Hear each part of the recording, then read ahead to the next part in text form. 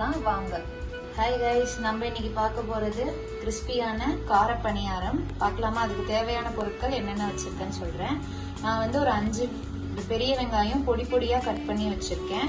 அப்புறம் 2 பச்சை மிளகா பொடியா கட் பண்ணி வச்சிருக்கேன். 2 டீஸ்பூன் உளுந்தப்பருப்பு, 2 டீஸ்பூன் கடலைப்பருப்பு, கொஞ்சமா கருவேப்பிலை நல்லா பொடி பொடியா அதையும் கட் பண்ணி வச்சிருக்கேன். இப்போ நம்ம அதை எப்படி செய்யறதுன்னு பார்க்கலாம் வாங்க. இப்போ பணியாரத்துக்கு தாளிக்கிறதுக்கு 4 ஸ்பூன் எண்ணெய் ஊற்றி வச்சிருக்கேன். அது காஞ்ச உடனே நம்ம எல்லாத்தையும் இப்போ வணக்கி எடுத்துக்கலாம்.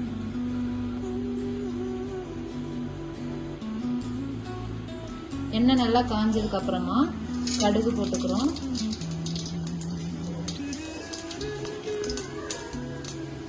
அதுக்கப்புறம் உளுத்தம்பருப்பு எடுத்து வச்சிருக்கோம் இல்லையா, அதை போட்டுக்கலாம். அது கூடவே கடலை பருப்பும் போட்டு வச்சிருக்கோம்.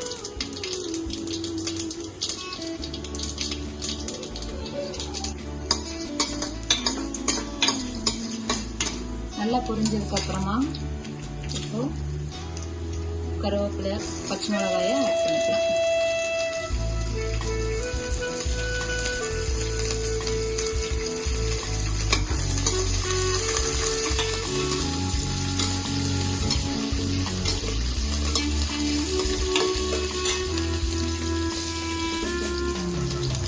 அதுக்கப்புறமா பொடி பொடியா கட் பண்ண பெரிய வெங்காயம்,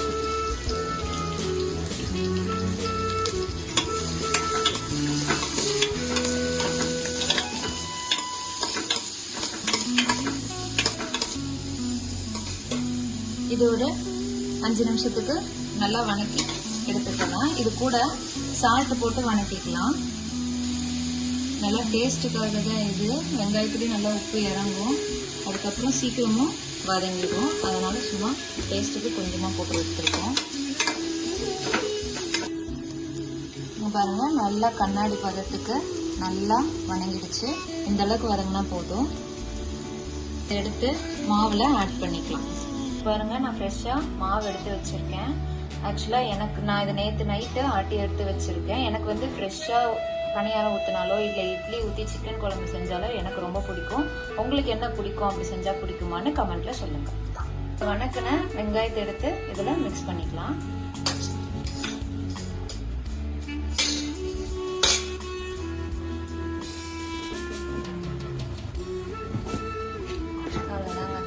பண்ணி கார பணியாரத்துக்கு மாவு ரெடி ஆயிடுச்சு.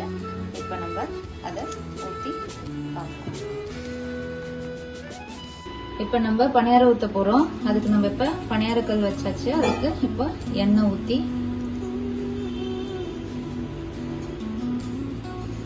சூடு பண்ணிக்கலாம்.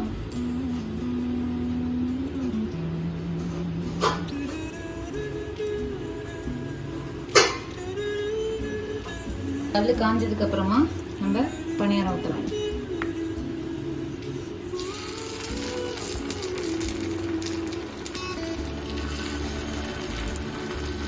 அப்படியே எண்ணெய் மேல பிரிஞ்சு வருது பாருங்க. பார்க்கும் போதே செம்மையா இருக்கும்.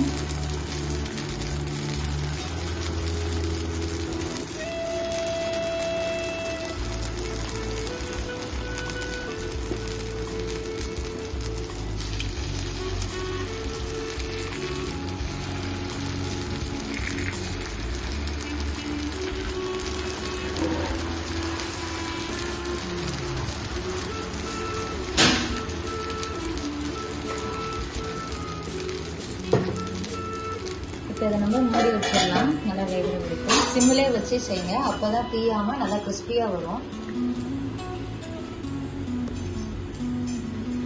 இப்போ நம்ம பார்க்கலாம் எப்படி வெந்திருக்குன்னு.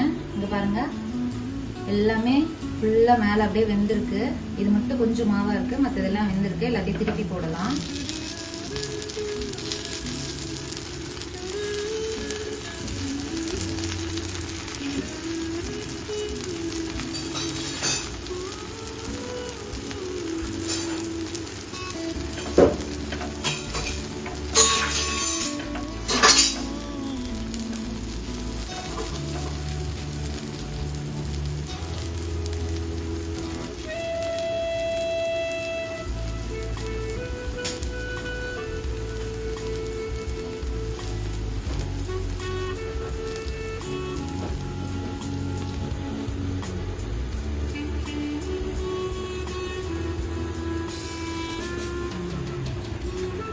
அவ்வளோதாங்க.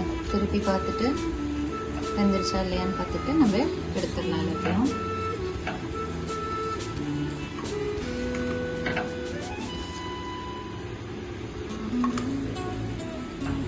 அவ்வளோதாங்க, நம்ம கார பணியாரமும் நான் வந்து அதுக்கு தேங்காய் சட்னி செஞ்சுருக்கேன். ரெடி ஆயிடுச்சு. வாங்க சாப்பிடலாம். இதுக்கு வேணும்னாலும் உங்களுக்கு கார சட்னி வேணும்னாலும் நீங்கள் அரைச்சி எடுத்துக்கலாம். சாப்பிட்டு பார்த்துட்டு எப்படி இருக்குன்னு சொல்லுங்க. நல்லா கிறிஸ்பியா இருக்கு பாருங்க. அங்க பாருங்க.